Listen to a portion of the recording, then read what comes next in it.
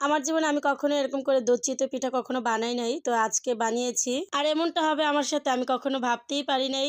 আসসালামু আলাইকুম, কেমন আছেন আপনারা সবাই? আশা করি আলহামদুলিল্লাহ ভালো আছেন। তো আজকে হচ্ছে আমি দুধ চিতই পিঠাটা বানাবো।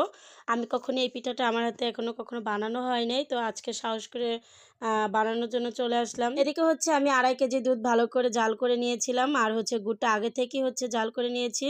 তো পরে হচ্ছে সবকিছু দারচিনি, এলাচ এগুলো দিয়ে ভালো করে হচ্ছে নেড়েচেড়ে নিয়েছি।